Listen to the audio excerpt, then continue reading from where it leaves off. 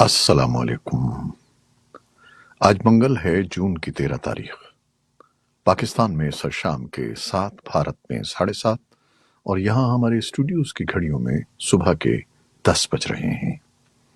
Voice of America Washington کی Urdu service سے میں ہوں خالد حمید، خبروں کے ایک بلٹن کے ساتھ۔ بحیرہ عرب میں سمندری طوفان بھپر جائے پاکستان اور بھارت کے ساحلی علاقوں کی جانب تیزی سے بڑھ رہا ہے۔ طوفان سے تباہی کے خدشے کے پیش نظر دونوں ملکوں کے ساحلی علاقوں میں ایمرجنسی نافذ کر دی گئی ہے اور ساحلی علاقوں سے آبادی کا انخلا بھی جاری ہے۔ امکان ظاہر کیا جا رہا ہے کہ طوفان جمعرات کی شام بھارت کی ریاست گجرات کے ساحلی علاقوں اور پاکستان کے علاقے کیٹی بندر سے ٹکرائے گا۔ پیر کو ممبئی کے ساحل پر تفریح کے لیے جانے والے 4 نوجوان تیز لہروں کی نظر ہو گئے، جبکہ بھارتی ریاست گجرات کے ساحلی علاقوں میں بھی تیز ہواؤں کے باعث درخت اور دیواریں گرنے کے واقعات میں 3 افراد ہلاک ہو گئے۔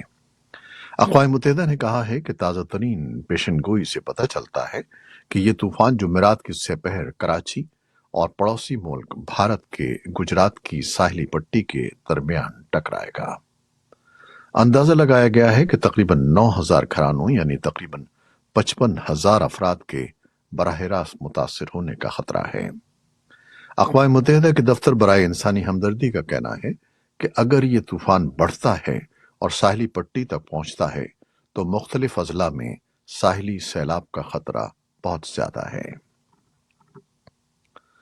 پاکستان کے وزیر پیٹرولیم مصدق ملک کا کہنا ہے کہ روس سے تیل کی درآمد سے ایندھن کی 1/3 ضروریات پوری کرنے کا منصوبہ ہے۔ منگل کو پریس کانفرنس میں مصدق ملک نے کہا کہ روس کے ساتھ تیل کی خریداری کے معاہدے کے مطابق اس کی تفصیلات عام نہیں کر سکتے، لیکن یہ بہترین سودا ہے جس کا فائدہ عوام کو منتقل کیا جائے گا۔ روس سے خام تیل کی پہلی کھیپ اتوار کو پاکستان پہنچی تھی۔ پاکستان کے مطابق اس کھیپ کی ادائیگی چینی کرنسی میں کی گئی ہے۔ امیگریشن اور ریفیوجیز کے امریکی ادارے کے ڈائریکٹر خالص نوری کے مطابق 2021 میں امریکی انخلا کے بعد امریکہ آنے والے افغان پناہ گزینوں میں سے 70,000 افراد کے 2 سالہ رہائشی ویزے کی مدت عنقریب ختم ہونے والی ہے۔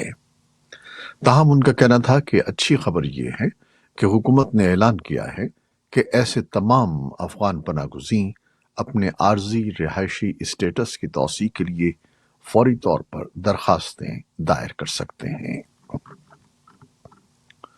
ایرانی وزارت خارجہ کے ترجمان نے ہلمند دریا کے پانی کی تقسیم کے معاملے پر طالبان اور ایران کے درمیان نئی مفاہمت کی اطلاع دی ہے اور کہا ہے کہ طالبان اس سلسلے میں مزید مثبت اقدامات پر رضامند ہو گئے ہیں۔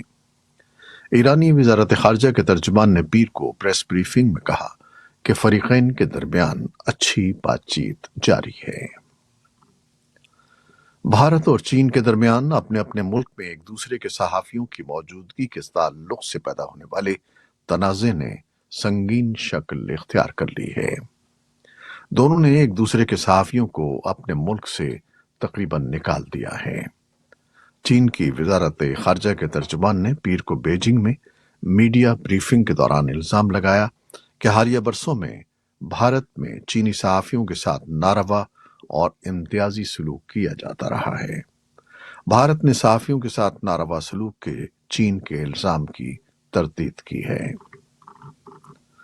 بھارت کے قومی تحقیقاتی ادارے نیشنل انویسٹیگیشن ایجنسی یا NIA نے استصواب رائے کا مطالبہ کرنے والی کشمیری جماعتوں کے اتحاد کل جماعتی حریت کانفرنس پر علیحدگی پسند سرگرمیوں کے ساتھ ساتھ ریاست جموں و کشمیر میں دہشت گردانہ اور پرتشدد کارروائیوں کو فروغ دینے کا براہ راست الزام لگایا ہے۔ NIA کے تازہ بیان اور اقدامات کو کشمیر کے سیاسی حلقے اور بعض تجزیہ کار حکومت کی طرف سے حریت کانفرنس پر پابندی لگانے کا عندیہ سمجھتے ہیں، گرچہ سرکاری عہدیدار نے نئی دہلی کی طرف سے اس طرح کا اقدام اٹھانے یا اس کے زیر غور ہونے کی تصدیق نہیں کی ہے۔ یوکرینی حکام نے منگل کو بتایا کہ وسطی یوکرین میں کریوی ریہ पर रूसी मिसाइल हमले में कम से कम 10 अफराद हलाक और 28 जख्मी हो गए हैं। दनीपा ट्रास्क इलाके के गवर्नर सेरिही लेजाक ने कहा कि रूस ने हमले में एक 5 मंजिला रिहायशी इमारत को तबाह कर दिया। क्रीविरे यूक्रेन के सदर व्लादिमीर ज़ेलेंस्की की जाए पैदाइश है। ज़ेलेंस्की ने टेलीग्राम पर पोस्ट किया कि रूसी कातिल रिहायशी इमारतों, आम शहरों और लोगों के खिलाफ अपनी जंग जारी रखे हुए हैं। उन्होंने कहा कि दहशतगर्दों को कभी मुआफ नहीं किया जाएगा। यूक्रेन की फौज ने कहा कि उसने रूस की तरफ से दागे गए 14 क्रूज मिसाइलों में से 10 को मार गिराया। साथ ही साथ रूसी अफवाज के जरिए इस्तेमाल 4 ईरानी साख्ता ड्रोन में से एक को मार गिराया। यूक्रेन ने पीर को कहा कि उसने रूसी अफवाज के जेर कब्जा इलाकों को दोबारा हासिल करने के मकसद से गुज़श्ता हफ्ते जवाबी कार्रवाई शुरू करने के बाद से 7 दिहात पर दोबारा कब्जा कर लिया है। अमरीकी वज़ीर ख़ारजा एंटनी ब्लिंकन ने पीर के रोज इस एतमाद का इजहार किया कि यूक्रेन रूस की तरफ से छीनी गई जमीन को वापस लेने की जो कोशिशें कर रहा है उसमें उसे कामयाबी होगी। ब्लिंकन ने नामानिगारों को बताया कि अमेरिका यूक्रेन के लिए अपनी ज्यादा से ज्यादा हिमायत जारी रखेगा और ऐसी देरपा मदद फराहम करेगा जो मुस्तकबिल में रूस के हमलों को रोकने में मदद दे सके। अमेरिका के सदर जो बाइडेन मंगल को यानी आज नेटो के सुपुर्दोश होने वाले सेक्रेटरी जनरल यान्स स्टॉल्टनबर्ग से व्हाइट हाउस में मुलाकात कर रहे हैं। ये मुलाकात पीर को होना थी, लेकिन सदर के दांत में तकलीफ की वजह से उसे मुलतवी कर दिया गया। अगरचे व्हाइट हाउस का कहना है कि इस मुलाकात का सरकारी एजेंडा लिथुआनिया में जुलाई में होने वाले इत्तेहाद के सरबराही इजलास पर तबादला ख्याल करना है, लेकिन ये मसला बिलाशुबा सामने रहेगा कि नेटो की 74 साल तारीख के इस मुश्किल दौर में उसकी सरबराही कौन करेगा, खासतौर पर इस वक्त में जब इत्तेहाद को यूक्रेन में रूस की जारी जंग का सामना है।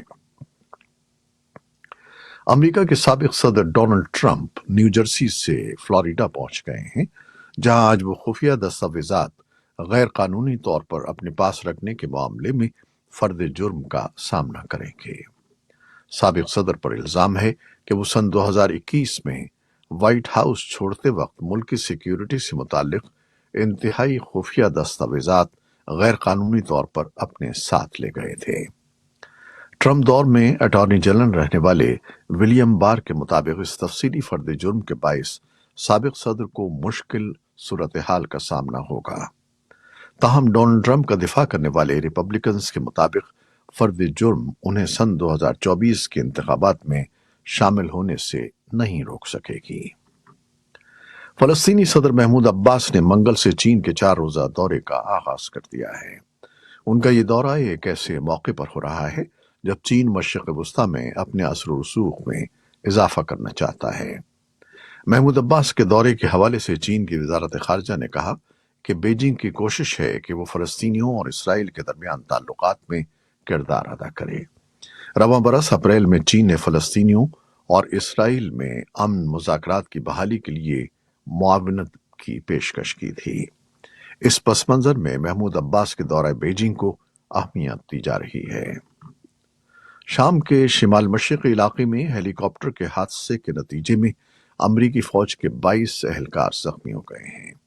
खबर रसां इदारे एसोसिएटेड प्रेस के मुताबिक अमरीकी फौज ने मंगल को एक बयान में कहा कि हेलीकॉप्टर का हादसा किसी दुश्मन की कार्रवाई का शाखसाना नहीं है और ये कि हादसे की तहकीकात की जा रही हैं। अमरीका की हिमायत याफ्ता शामी कुर्द फोर्सेस के तर्जमान ने एसोसिएटेड प्रेस की जानिब से हेलीकॉप्टर के हादसे पर तबसरे की दरखास्त का फौरी तौर पर कोई जवाब नहीं दिया। पुलिस के मुताबिक मंगल की सुबह अमरीकी रियासत कोलोराडो के शहर डेनवर में फायरिंग से 9 अफराद जख्मी हो गए हैं, जबकि फायरिंग करने वाले मुश्तबा शख्स को हिरासत में ले लिया गया है। फायरिंग का वाकया तकरीबन रात 12:30 बजे पेश आया। जख्मियों से 3 की हालत तशवीशनाक है। ये शूटिंग बॉल एरिना से 1 मील के फासले पर हुई। फौरी तौर पर मालूम नहीं हो सका कि शूटिंग का ताल्लुक खेल के बाद की किसी तकरीब से था। ट्विटर के शरीक बानी जैक डॉर्सी ने कहा है कि भारतीय हुकूमत ने किसानों से मुताल्लिक कवानीन पर तनकीद करने वाले अकाउंट बंद न करने की सूरत में भारत में ट्विटर बंद करने की धमकी दी थी। भारतीय हुकूमत ने जैक डॉर्सी के इस बयान को खुला झूठ करार दिया है। एक यूट्यूब न्यूज शो से इंटरव्यू में जैक डॉर्सी ने कहा कि भारतीय हुकूमत ने अपने अहकामात पूरे न होने की सूरत में ट्विटर के मुलाजमीन के घरों पर छापे मारने की धमकी भी दी थी। जैक डॉर्सी सन 2021 तक ट्विटर के सीईओ भी थे। ये थी वो खबरें जो फेसबुक लाइव पर हमने आपके लिए पेश की। हमारी वेबसाइट, यूट्यूब और पॉडकास्ट पर ये बुलेटिन आपके लिए पोस्ट कर दिया जाता है। आप हमारे बुलेटिन को शेयर करते हैं और अपने कमेंट्स में अपनी मोहब्बतों का इजहार करते हैं, जिसके लिए हम आपके बेहद ममनून हैं। अपनी इन मोहब्बतों को जारी रखिएगा। कैमरामैन सैयद असफर इमाम, प्रोड्यूसर आयजा इरफान और न्यूज एडिटर बहजत जिलानी के साथ खालिद हमीद को अब इजाजत दीजिएगा। अल्लाह हाफिज।